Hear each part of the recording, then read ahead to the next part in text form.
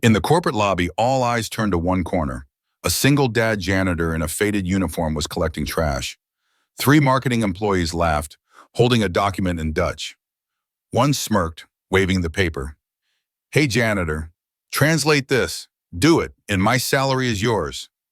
The room erupted in laughter. The single dad looked up, eyes strangely calm. He read it fluently, like a native speaker. The entire office froze in silence.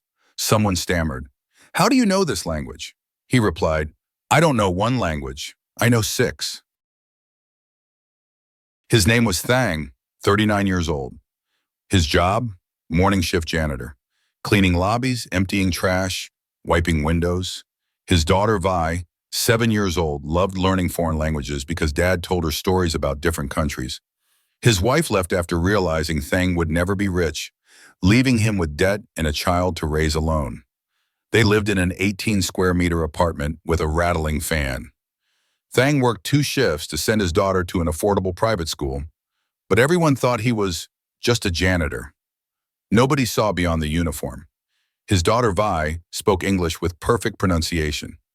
Thang once helped the security guard fix a document in Portuguese, but he never showed off to anyone. He stayed invisible, stayed quiet. Office workers constantly walked past him with dismissive comments. "Clean this area faster." What would a janitor know about company business? Thang always bowed his head, never argued back. Why? He promised his daughter he wouldn't cause trouble so they could keep their stable income. That promise cost him his dignity daily. The marketing department received a $1 million contract document from a European partner. Nobody could translate it in time. They panicked, blamed each other, voices rising in frustration. One person in the group, arrogant by nature, spotted Thang wiping windows nearby. An idea formed, a cruel joke. He smirked and called out across the lobby. The marketing team huddled around the foreign language document. Nobody understood it. The deadline was approaching fast. One employee laughed mockingly. "Let's ask the janitor to translate it. Could be fun." Everyone burst into laughter. The marketing guy held up the paper toward Thang. "Translate this, and my salary is yours." The whole room laughed harder, some pulling out phones to record for social media. They expected him to stumble, to look confused, to confirm what they already believed, that he was beneath them, that education separated them from him, that his life cleaning their floors meant his mind was just as empty. But there were signs they missed. Thang arrived early every morning, not just to clean, but to read newspapers left in the break room. In 5 different languages. He listened to podcasts through one earphone while mopping, learning pronunciation, perfecting accents. At night after Vi fell asleep, he studied by flashlight to save electricity. Old textbooks rescued from library donation bins. Grammar guides found in secondhand bookstores. Language learning apps on a cracked phone screen. Every morning, Thang looked at his reflection in the office windows he cleaned. He saw a man the world had given up on. A man his own wife couldn't believe in. But he also saw something else. A father who refused to let his daughter inherit his limitations. A student who never stopped learning, even when life stopped rewarding him. A human being who knew his worth, even when nobody else did. On this particular morning, Thang was wiping the glass conference room walls. Inside, the marketing team was in chaos over the untranslated document. He could hear every word. He could read the document from where he stood. He knew exactly what it said. In Dutch, in German, in French. But he said nothing, because invisible people aren't supposed to have knowledge. Until someone decided to make him the joke, and that joke was about to backfire in a way that would change everything. The hallway was packed with people now. Colleagues gathered around the mysterious foreign document. Nobody could make sense of it. The deadline was closing in fast. Someone laughed sarcastically. "Let's call the janitor to translate it. Who knows, maybe it'll be entertaining." Everyone laughed louder. The marketing employee waved the paper in Thang's direction. "Translate this, and my salary is yours." The entire room erupted in laughter. Phones came out, recording for Instagram stories. This was entertainment. This was content. This was a janitor being put in his place. Thang stood there, cloth still in hand, water dripping from the bucket beside him. For a moment, he considered walking away. He'd promised Vi he wouldn't cause trouble, but something shifted inside him. Maybe it was the way they were laughing. Maybe it was the phones pointed at him like weapons. Maybe it was years of swallowed dignity finally reaching a breaking point. He stepped forward.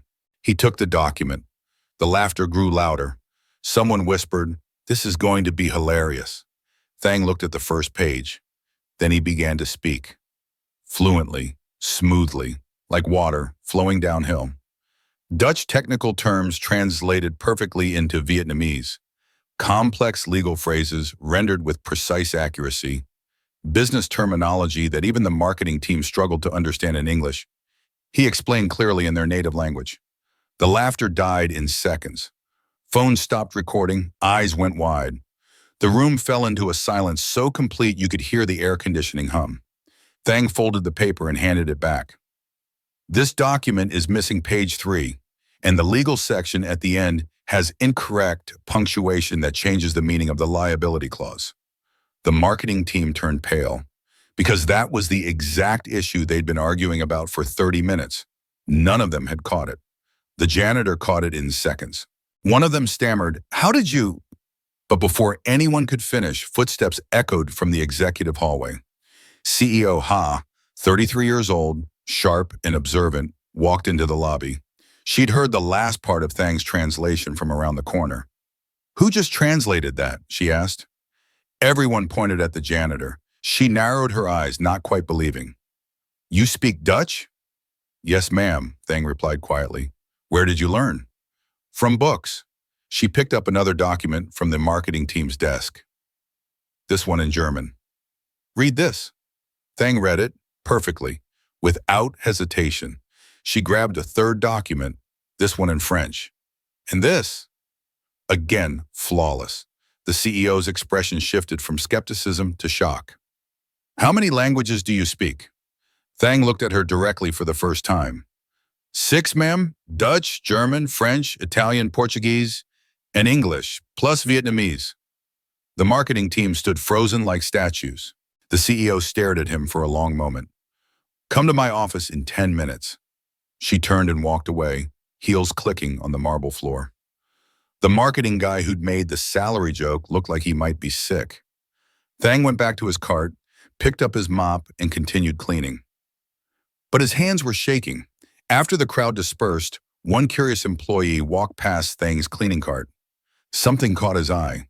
Inside the cart, beneath the trash bags and cleaning supplies, were books. A Dutch novel with worn pages and highlighted text. A German philosophy textbook with handwritten notes in the margins. An Italian grammar guide, corners bent from repeated use. This janitor wasn't just educated, he was actively studying every single day. The employee pulled out his phone and took a picture. Within an hour, it was circulating through the company messaging app. The janitor reads philosophy in German? How is this possible? Who is this guy? Some people felt ashamed, others felt defensive. A few felt curious, but everyone felt something. 10 minutes later, Thang stood outside the CEO's office. He'd washed his hands 3 times, trying to get the cleaning solution smell off. He tucked in his shirt as neatly as possible. He knocked softly. "Come in." CEO Haas sat behind her desk, the untranslated contract spread out in front of her. "Sit down," she said. Thang sat on the edge of the chair, uncomfortable in this space that felt like a different world. "I'm not going to waste time," she said. "This contract is worth 60 billion dong. If we don't get it translated accurately by tomorrow morning, we lose the deal. Our translation agency can't deliver in time. You just proved you can do it in seconds." She slid the full contract across the desk. "Can you translate this entire document by tomorrow?" Thang looked at the thickness of the file. Maybe 200 pages. "Yes, ma'am." "How much do you want?" I don't understand. How much do I need to pay you to translate this?" Thang's mind went blank. He'd never been asked to name his worth before. "My current salary is fine, ma'am." She shook her head. "That's not how this works. You're saving this company millions. Name a price." Thang thought of Vi's school fees, the rent, the debt still hanging over him. Whatever you think is fair, ma'am. The CEO studied him carefully. You're the first person I've met who doesn't know how to negotiate for himself. She wrote a number on a piece of paper and slid it across. Thang looked at it. It was more than he made in 6 months. His eyes filled with tears he immediately tried to hide. I'll have it done by tomorrow morning, he whispered. Before you go, she said, I need to ask you something. Thang looked up. How does someone who speaks 6 languages end up working as a janitor? And for the first time in years, Thang told someone the truth. Comment truth to discover the heartbreaking story behind the 6 languages. Thang sat in that leather chair, hands folded in his lap, staring at the CEO's desk. He'd never told this story to anyone at work, but something about this moment made the walls come down. I was accepted to study linguistics in the Netherlands, he began quietly. Full scholarship, University of Amsterdam, 10 years ago. The CEO leaned forward. I had my bags packed. My flight was in 1 week. His voice cracked slightly. That week, my wife got sick. Kidney failure. She needed expensive treatment immediately. He paused, remembering. I sold my plane ticket. I withdrew from the university. I worked construction, drove a taxi at night, did whatever paid. The treatments worked. She was getting better. Thang's hands tightened into fists. Then one morning I came home from a night shift. She was gone, packed her things, took half our savings, left a note. His voice dropped to barely a whisper. The note said she couldn't stay with a man who had no future, that I'd chosen to be poor. CEO Ha's expression hardened with anger, not at Thang, but at the cruelty he'd endured. She left me with medical debt and a 2-year-old daughter. I couldn't go back to school. I could barely afford rent. But the languages, the CEO asked gently. How? Thang looked up at her. Because I promised my daughter that just because we're poor doesn't mean we have to stay ignorant. That knowledge is the one thing nobody can take from us. He smiled sadly. Every night after she falls asleep, I study. I go to the library on days off and read. I listen to podcasts while I clean. I practice pronunciation in the bathroom so I don't wake her. Why 6 languages? Because the scholarship I lost was for linguistics. I was supposed to become a translator, maybe a diplomat. That was my dream. And even though I lost the chance to do it professionally, I couldn't let the dream die completely. He looked at his hands, rough from cleaning chemicals.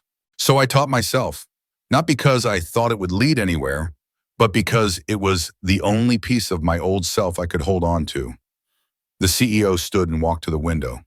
For a long moment, she said nothing. Then she turned back. Do you know what the biggest waste in this company is? It's not money. It's talent that nobody recognizes. She walked back to her desk. Tomorrow, after you finish the translation, meet with our head of international operations. We've been trying to hire multilingual specialists for 2 years. None of them impressed me the way you did in 5 minutes. Thang couldn't speak. I'm opening a door. What you do with it is up to you. She handed him the contract. Translate this tonight. Show me what you're really capable of. Thang took the papers with shaking hands. Thank you, he whispered. That evening after his shift, Thang picked up Vi from school. She ran to him, backpack bouncing. Daddy, we learned about France today. I know all about France, he said, scooping her up.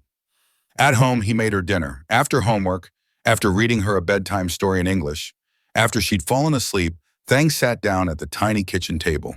He spread out the contract. 207 pages of dense legal language in Dutch.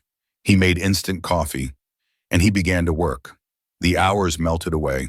His hand moved across the page, writing Vietnamese translations in neat, careful handwriting. Technical terms about pharmaceutical patents, legal clauses about intellectual property rights, financial projections with numbers that made his head spin. He translated it all. Around 3 in the morning, Vi woke from a bad dream. Daddy? He held her until she fell back asleep, then returned to the table and kept working. By 6 in the morning, he was done. Every single page translated, every single term verified. He'd even created a glossary of key terms at the end. He looked at the finished work, and for the first time in 10 years, he felt something he had almost forgotten. Pride. At 7, he got Vi ready for school. At 8:30, he walked into the company building in the only dress shirt he owned, washed and ironed the night before. He carried the translated contract in a folder. The receptionist did a double take. Thang? 5 minutes later, CEO Ha came down herself. She took the folder and began reading. Her eyes moved faster down the page. You finished all of it? Yes, ma'am. She flipped through more pages. This is perfect. You did this in one night. I had a lot of motivation. She closed the folder. Come with me. They walked to the executive conference room. Inside were 5 department heads. Everyone, the CEO announced, this is Thang. He just saved this company 60 billion dong. The room fell silent. As of today, he's no longer in facilities maintenance. He's our new senior translator, and we're building a linguistics department around him. Thang's knees almost gave out. One executive asked, is this the janitor everyone's been talking about? Yes, the CEO said firmly. And if anyone in this company has a problem with that, they can come talk to me directly. No one said a word. She turned to Thang. Welcome to your new life. 3 months passed like a dream Thang was afraid to wake up from. His new office had a window, an actual window with sunlight. No more mop bucket, no more chemical burns on his hands. Instead, he wore button-down shirts. He attended meetings. He translated contracts that shaped million-dollar deals. His salary tripled, then tripled again when the CEO saw how essential he'd become. Vi moved to a better school, one with a real library and language programs. Every morning she'd hug him at the door and say, I'm proud of you, Daddy. Those words meant more than any paycheck. But not everyone was happy about his rise. The marketing team avoided eye contact in hallways. Some employees whispered that he'd gotten lucky, that the CEO was playing favorites. Others genuinely respected what he'd accomplished. Thang didn't care about the gossip. He just worked. One afternoon, the CEO called him to her office again. Sit, she said, gesturing to the chair that used to terrify him. Now it just felt like furniture. I want to make you head of our new international communications department. Full executive position, company car, stock options, the works. Thang stared at her. You've proven yourself 10 times over, she continued. We've landed 4 major contracts because of your translations. You've trained 3 new translators who are already performing at high levels. You've earned this. But instead of joy, Thang felt something else. Fear. I need to think about it, he said quietly. The CEO frowned. Most people wouldn't hesitate. I'm not most people. She studied him carefully. You're afraid. He nodded. Of what? Of becoming someone my daughter doesn't recognize. Of forgetting what it felt like to struggle. Of turning into the kind of person who looks down on janitors. The CEO leaned back in her chair. That's exactly why you're the right person for this job. The wrong person would have said yes immediately. She slid a folder across the desk. Take the weekend. Think about it. Talk to Vi. Then decide. That evening, Thang took his daughter to the park. They sat on a bench watching other kids play. Vi, he said, what do you want to be when you grow up? She swung her legs, thinking hard. I want to be like you, Daddy. A translator? No, she said. Someone who never stops learning, even when it's hard. He hugged her tight. Baby, Daddy might get a big promotion at work. It means more money, but also more responsibility. More time away from you sometimes. What do you think? Vi looked up at him with those serious 7-year-old eyes. Will you still read me stories at night? Always. Will you still help me with my homework? Every single day. Then you should do it, she said simply, because you're good at it and good people should do good things. The wisdom of children. That night, after Vi fell asleep, Thang sat at his kitchen table, the same table where he'd translated that first contract. He was about to call the CEO when he heard a knock at the door. Strange. Nobody visited this late. He opened it. His ex-wife stood there, dressed expensively, makeup perfect. Hello, Thang. His blood ran cold. What do you want? I heard about your success, she said, trying to smile. Everyone's talking about it. The janitor who became an executive. You need to leave. I made a mistake, she said quickly. Leaving you was the biggest mistake of my life. I want to come back. For Vi. For us. We could be a family again.